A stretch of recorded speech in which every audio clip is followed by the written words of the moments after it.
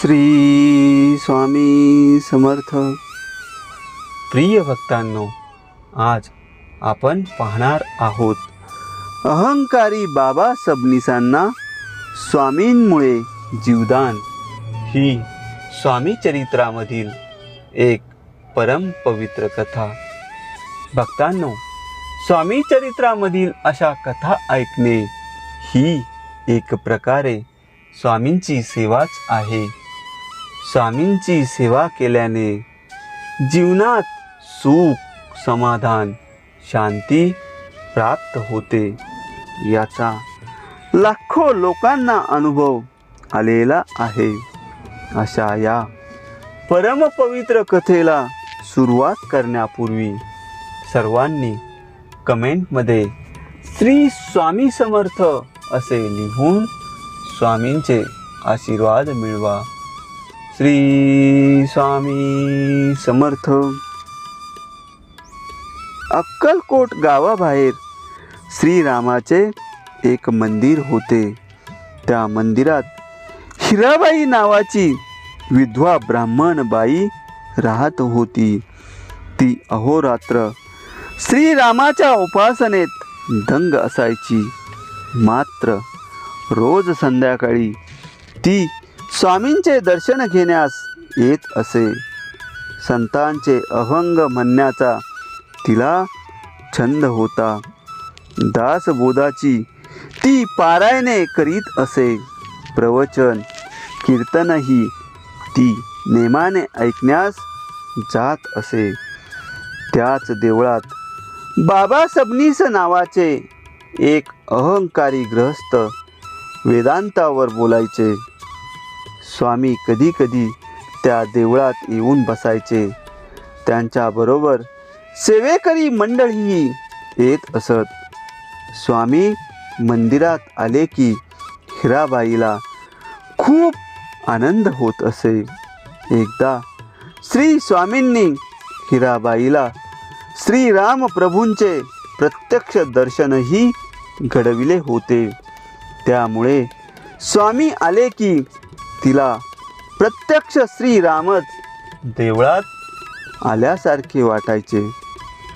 एके दिवशी काशीनाथ मसवडकर नावाचे वारकरी बाबा सबनीसांचे प्रवचन ऐकण्यास रामाच्या मंदिरात आले असताना स्वामींचा विषय निघाला आणि मसवडकर बाबा प्रवचन संपल्यावर सबनीसांना म्हणाले की गावातील स्वामी समर्थ हे खरे तर वेडे आहेत. हजारो लोक त्यांच्या मागे का लागले आहेत कळत नाही. त्यांनी स्वतःला दत्त अवतारी म्हणून स्वतःची प्रसिद्धी करून घेतली आहे. त्यांचे चमत्कार आणि लीला तर खोट्याच असतात. हे त्या म्हसवडकरांचे बोलणे हिराबाईने ऐकले तेव्हा तिला ते मुळीच आवडले नाही. ती त्यांना म्हणाली, कारण नसताना तुम्ही स्वामींची चेष्टा करीत आहात. त्याचे परिणाम चांगले होणार नाहीत. काशीनाथ मसवडकर आणि बाबा सबनीस वगैरे मंडळी तिच्याकडे तुच्छतेने पाहून हसू लागली.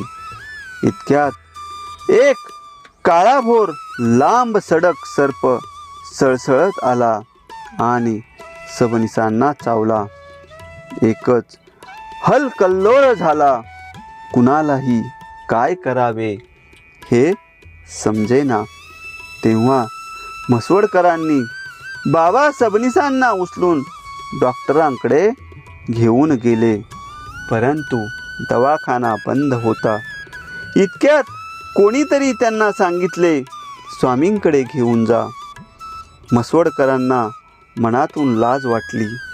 कारण काही क्षणांपूर्वी त्यांनी स्वामींची चेष्टा केली होती. परंतु सर्वांनी आग्रह केल्यामुळे नाईलाजाने म्हसवडकर सबनीसांना घेऊन स्वामींकडे गेले. तेव्हा स्वामी म्हणाले, म्हसवडकर, आम्ही ठार वेडे आहोत. लोक कशाला मागे लागतात कळत नाही, परंतु तुमच्या पितरांचे काय जाते? तुमचे वारकरी पोशाख आणि कपाळावरचे टिळे विटाळलेले आहेत. स्वामींचे हे बोलणे ऐकून म्हसवडकर हे फार घाबरले. त्यांनी स्वामींना साष्टांग नमस्कार घातला, क्षमा याचना केली व म्हणाले, स्वामी, आम्ही अनंत अपराध केले आहेत, त्याचे आज आम्हाला प्रायचित्त मिळाले. समर्थांनी त्यावेळी बाबा सबनीसांकडे नुसते पाहिले आणि बाबा सबनीस उठून बसले. सर्व विष नष्ट झाले होते. त्या क्षणापासून ते दोघे स्वामींचे भक्त झाले. अहंकारी माणूस जेव्हा परमेश्वरी सत्तेविषयी शंका निर्माण करतो तेव्हा त्याला जबरदस्त शासन मिळतेच. संतांना ओळखण्यास हरण करा अहंकारास. भक्तांनो, अशा प्रकारे स्वामी चरित्रामधील ही परमपवित्र कथा संपन्न झालेली आहे. पुढील पवित्र कथा ऐकण्यासाठी चॅनलला सबस्क्राईब करा. श्री स्वामी समर्थ.